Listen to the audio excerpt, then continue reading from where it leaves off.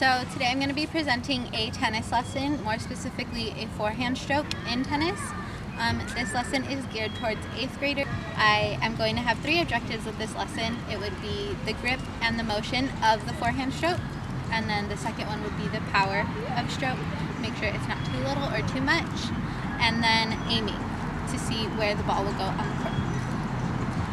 My hook for this lesson, I would have my group together and I would say something like, do you know who Venus Williams is? Do you know who Rafael Nadal is? And if they knew, that would be my segue into teaching them about tennis. If they had no idea who they were, I'd be a little sad, but I would say something like, well, Google tennis and they'll pop up, and then you need to watch a tennis match because tennis is awesome, because I love tennis personally. So that would be my hook, and then that would also show that I'm really excited about the lesson, which would hopefully get them excited about it, knowing how much I love the sport. And then I would go ahead and go into my warm-up. So for their initial warm-up, I would have them run around the court. Then they would be split into 4 groups, and they would go over stretching, which stretches would be prior knowledge of stretching your hamstrings, your quads, your calves, your arms, and your wrists. Those are the most important for tennis for this lesson. And the next one would be a squat, which would also be prior knowledge, making sure that their knees go over their toes properly and their feet are the proper width apart. The third one would probably be kind of prior knowledge, but you would give it a tennis label, I guess. It's called a tennis shuffle for this particular lesson, which they would start at either half court and then go to the doubles line of going sideways and then coming back. And that is the tennis shuffle. The last one that I would go over would be new knowledge, which would be called, they're called quarter turns. So this preps them for the forehand. So they're always starting here in this ready position, and you would have them bounce and hit a quarter turn so that they would be ready for that stroke. And grip, I would teach them their swing back. So they would have their racket swing completely back. It wouldn't rotate at all with their wrist, because that would change the direction of where the ball is going to go when it ricochets off of the strings. So they would be in this ready position, and then they'd swing back and do pretty much that quarter turn that they practiced in the warm-up. And then they would hit a swing forward, which is the forehand stroke, which is the same thing. You don't want to twist your wrist, and you just want to swing down and up.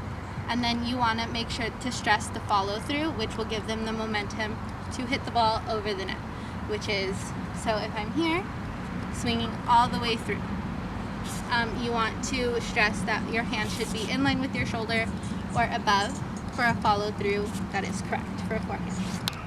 So the next thing you would teach them is the power, and you would put the power and the aiming together when you give them a tennis ball and have them practice. So you would have them bounce the ball high enough to where it comes up to the racket, and then you would have them bounce it, and then they would prep for that swing, and then they would take that stroke. So, for example, it would look something like this. They would bounce, set, and hit. And then hopefully it'll go over the net. If it doesn't, they need more power. If it goes over the court, which mine did, but you couldn't see it, luckily, they need a little less power. So if I was farther behind, that stroke that I just hit, it would have landed in the court. So the next part is the assessment, which is how I would check for understanding at the end of the lesson. Maybe the end of the first day would be a little easier. The second or third day that I do it, I would make it more difficult. So wow, my ultimate goal for this check for understanding, I would have cones separating the court into thirds. So their left side of the net, their center, and then their right. And then possibly, if you wanted to up the challenge, you would have cones going across mid-court, or the half line of this court.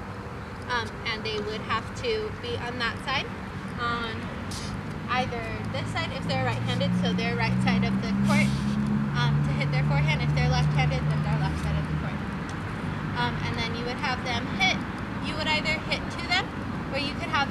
the bouncing that we practiced before, and you would have them hit into each square of the court that you marked off. And that's how I would check for understanding. Maybe 2 or 3 hits in each square would show proficiency in this skill. And that's how I would check for understanding of the power, depending on how far in the court they go. So you can say, go to the front right square. And if they hit it too far, then their power is a little off. And then their aim, depending on where in that square you hit. So if you said, go to the far back left corner and hit it in the front corner right here.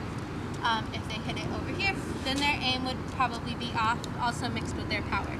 Or obviously their aim would be off if you were aiming for this square and they hit way over there. So that's how I would check for understanding. I would also watch them from their side to see if their grip is proper and their aim is proper with their twist and positioning of their wrist. And that's how I would check for understanding for this lesson.